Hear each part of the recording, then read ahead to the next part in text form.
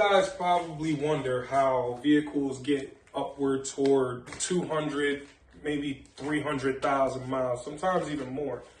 And one of the sole things you could do to reach that level of success with a vehicle is changing the oil.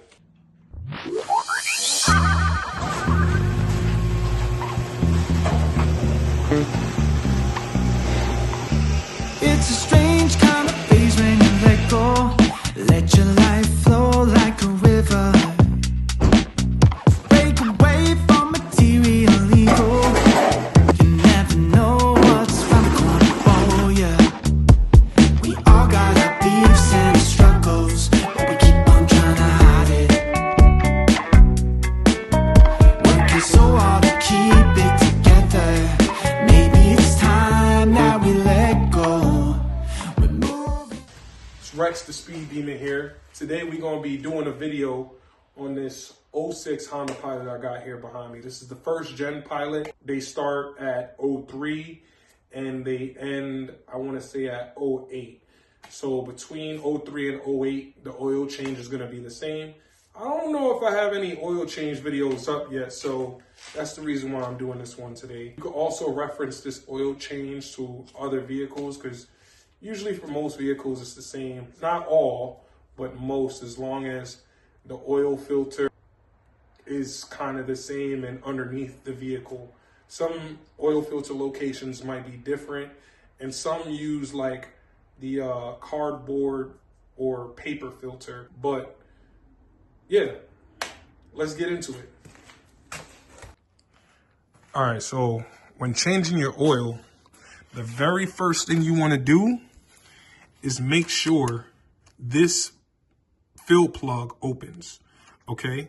If this doesn't loosen, do not drain your oil, okay? Some of these sometimes get stuck, and if it's stuck and you drain your oil, guess what, my friend? You're gonna put yourself in a situation, okay? Because you're not gonna be able to get the oil back inside of the vehicle once you drain the oil out. If you don't know what kind of oil your vehicle takes off the back of your hand, usually it's going to be on the oil fill cap, or if it's not on the oil fill cap, as you can see, it says see owner's manual. That's another place you want to look, is your owner's manual. Everything about your vehicle should be displayed on your owner's manual. If you lost your owner's manual and you don't have that, you can also refer to Google, which is also going to be quite tricky because when you do that, you're going to need to know your vehicle make, model, and the trim, because the trim can vary based on, you know, what trim level you have. For example, if you get like a Dodge Journey, they have the 4-cylinder, they have the 6-cylinder, and I believe they have the 8-cylinder, if I'm not mistaken. I don't know off the back of my hand. Based on whatever trim level you have, it's gonna ask for a different oil viscosity and a different filter as well. So make sure you do your due diligence and look that up. Doing this job, you can use one of two things. You could either use ramps, which I'm using today, or you can use a jack with jack stands. I own both, but I find it easier and faster to do this job when you're using ramps. It could be a little unsafe if you don't really know how to drive up on the ramps. It could be a little challenge. Another thing you're gonna need is your oil and filter. Oil is all personal preference, whatever you prefer. My vehicle over here, it has over 200,000 miles. Once again, it's a Honda. These things run forever as long as you take care of them. Along with, you know, most cars, like they're gonna last based on how well you take care of them. Some better than others, depending on what manufacturer it is. But like I said, personal preference when it comes to the oil, I prefer Mobil 1. I used to be a Pennzoil fan. That was back when Jeff Gordon was doing the commercials, and I knew absolutely nothing about oil brands. But doing my own research, I found that Mobil 1 works best, in my opinion. Okay, I also have a Mobile One oil filter, and I believe that Honda also recommends Mobile One. Okay, and it's also the high mileage because, like I stated before, I have the high miles on mine. I have about 200,000 miles on mine, and you know, this baby is still running nice and smooth.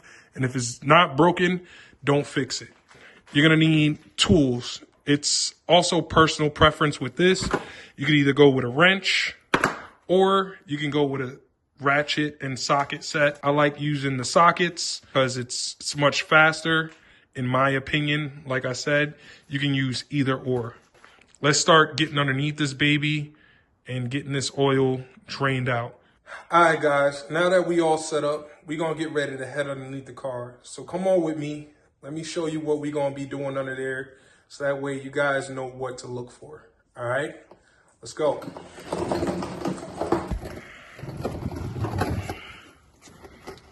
All right, now that we under here, I know it's a little stuffy and everything under here might be a little confusing, so I'm going to show you what you're looking for.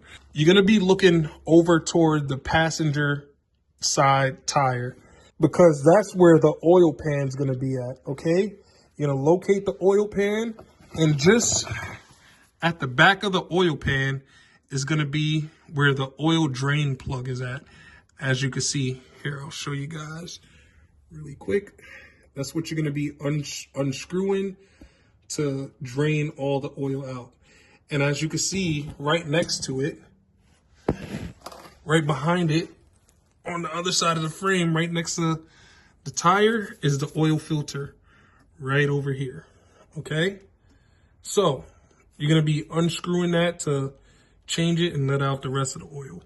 But before we start this oil change, there's a few things I want you guys to look for. Okay, so before we start this oil change, we're going to be looking for any signs of any leaks, because the bottom of your vehicle, it basically tells you the history of what's kind of going on with your vehicle. And gravity, what it does is it drags everything downward. If you see any oil leaks down here, or any coolant leaks or transmission fluid, they're all different colors. They all smell different. You'll be able to tell basically by touching it with your hands and smelling it, looking at the color of it. If you notice that there's any leaks down here, you're going to want to get it checked out because it could potentially cause a worse issue. Looking back up at the car, all right, as you can see, there's no leaks. Everything's dry. This stuff you see right here is basically salt residue from the road. I live in the Northeast, so that's what this white stuff is. There's no oil or anything on the car. Actually, there's oil right here, as you can see, but I just recently changed my axle, and this is basically grease from it. I didn't get to clean that up, which I'm going to clean that up today because I have brake cleaner right now. I didn't have brake cleaner when I did the actual job. Okay, but other than that, as you can see, down here is completely dry. This is the transmission. Okay, transmission's dry. There's no leaks in the transmission. Radiator's not leaking.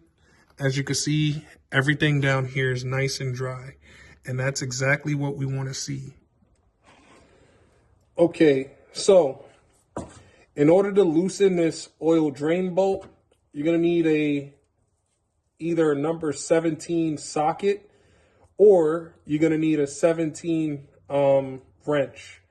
Okay, so we're going to start unloosening this.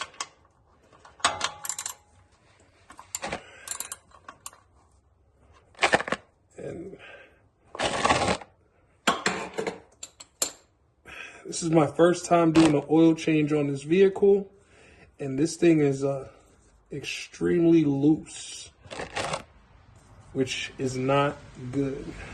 We're getting it done. There was no leaks, which is a good thing. You want to make sure you get a decent oil pan. It doesn't have to be super expensive. The one that I have was like $5-7. Okay, and Just gonna let that drain. Now the oil's just draining into the pan, as you can see.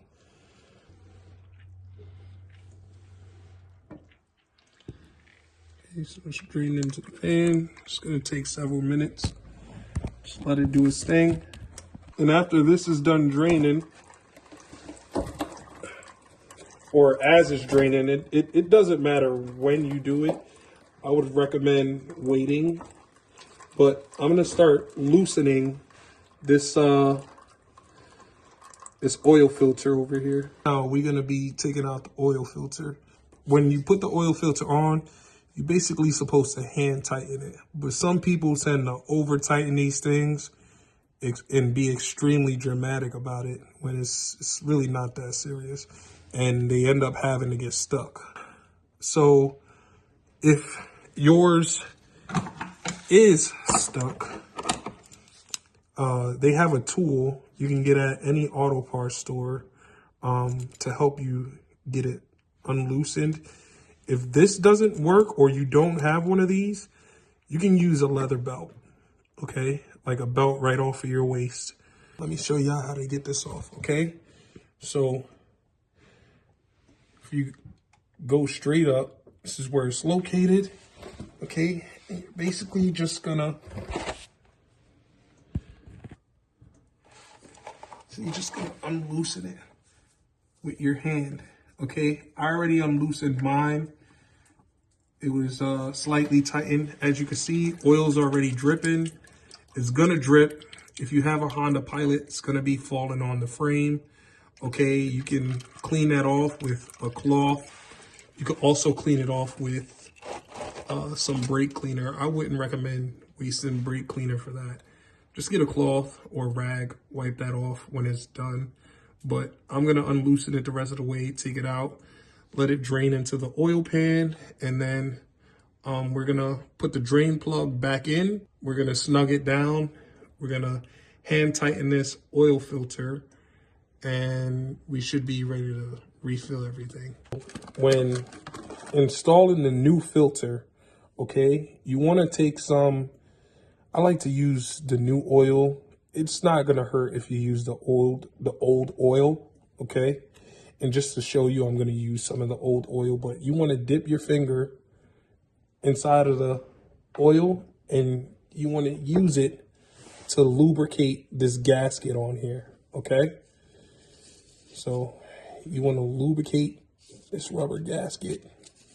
Oh, and you also gonna wanna make sure that when you take the old oil filter off, that the entire gasket comes off with it and it doesn't stay stuck up in the area where the filter, the old filter was. Like, let me show you.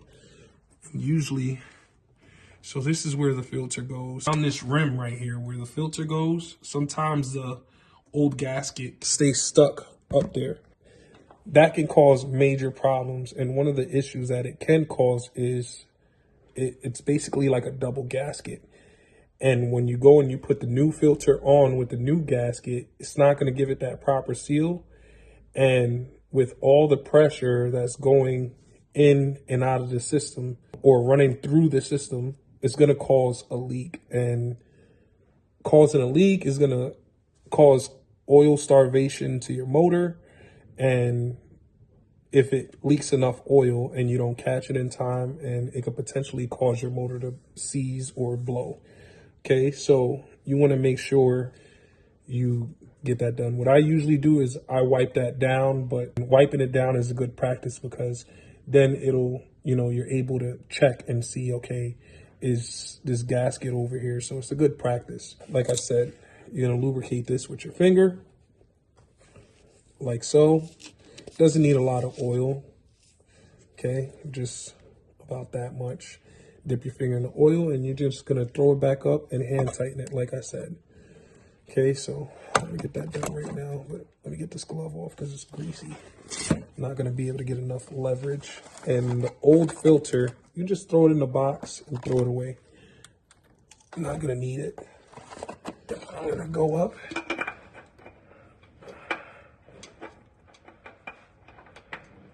I'm just gonna hand thread it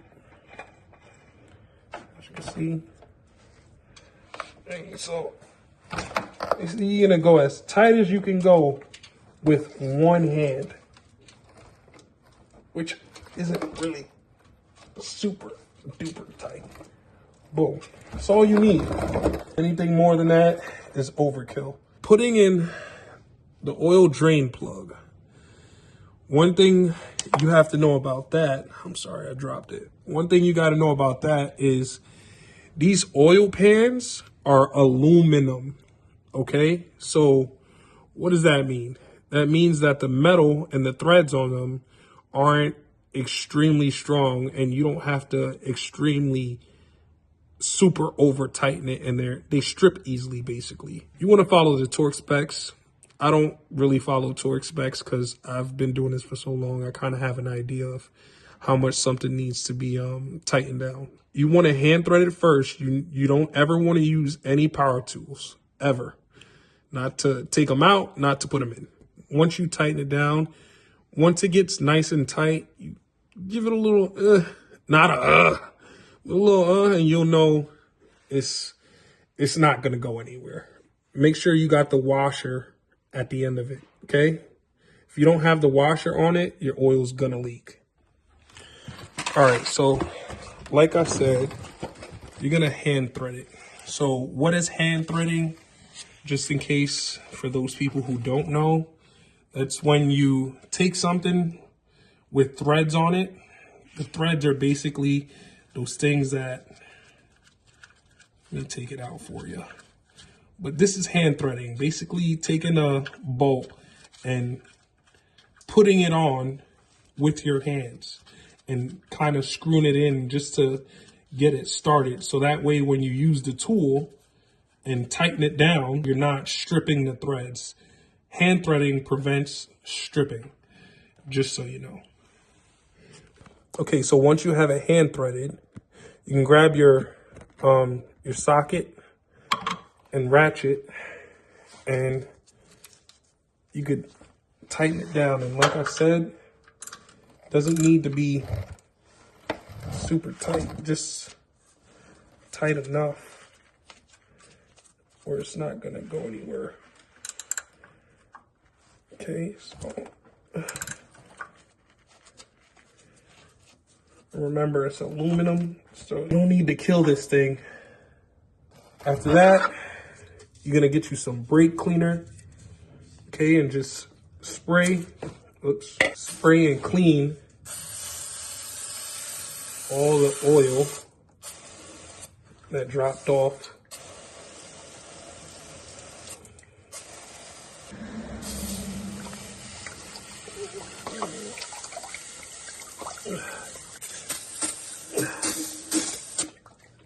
Nothing should be leaking,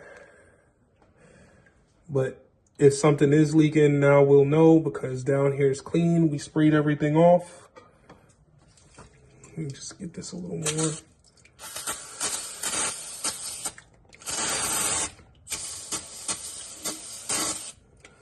Okay. All right. This might sound crazy, but the cleaner you keep the bottom of your vehicle, the easier you'll be able to spot things like leaks and, you know, stuff that shouldn't be going on with your vehicle. But if down here is dirty and not taken care of, obviously it's underneath your car. But we all know what oil looks like, right? So you'll be able to spot it right away. But if, you know, if you do work and you don't clean up the oil spill from like a simple oil change, you're going to think that, you know, that's an issue with your vehicle that never was an issue. And it'll be harder to find things that are basically occurring with your vehicle. So just try and keep it clean. We finally got everything on the bottom half of the vehicle done. All right. So let's just do a quick recap. We pulled the car in on the ramps. We made sure that the oil fill cap could come off, which is this, okay? We went underneath the vehicle. Before we touched anything, we inspected the bottom of the vehicle. We checked for oil leaks. We checked for coolant leaks. We made sure our radiator wasn't leaking. We made sure everything was clean and copacetic and nothing looked unusual, okay? Once we knew everything was good, we started draining the oil. So we took out the oil drain plug. We drained the oil into the drain pan. Then we unloosened the oil filter. We drained that. We replaced the oil filter, tightened that up, hand tightened it. And then we finger threaded the drain plug and we then tightened that down, okay? So now it brings us to the top of the vehicle. Without getting all of that done, you don't want to start anything up here, okay? So now this is going to be the fill portion. So you're going to want a funnel. If you don't use a funnel, chances are everything's going to get everywhere. It's going to be messy. When oil gets on hot parts, it causes things to smoke. Your car will be rolling down the road smoking once everything warms up, and you don't want that. Okay, so I would recommend getting a funnel.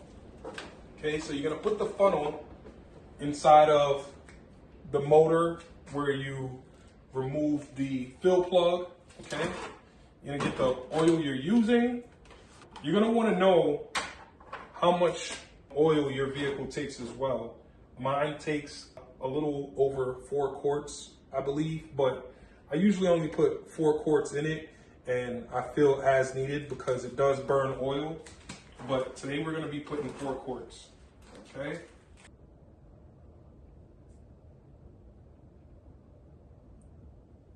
Okay, so once you're done filling that up, you could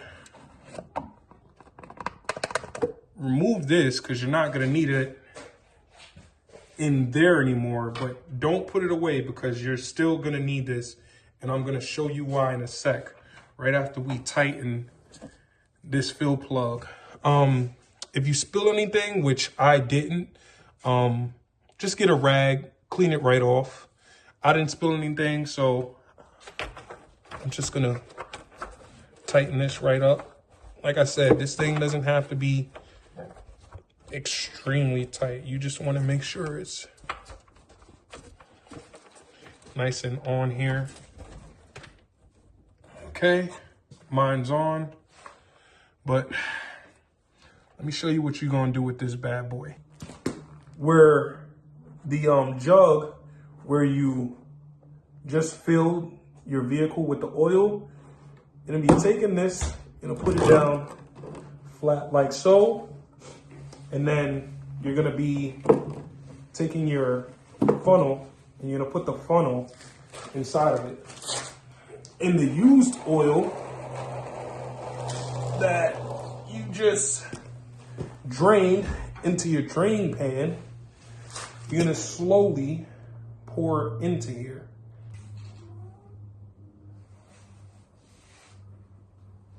And I'm dripping a little bit of it like an idiot because I'm paying attention to the camera and not what I'm doing. We just got rid of the oil that was in the jug. Now you guys want to know how to dispose of this.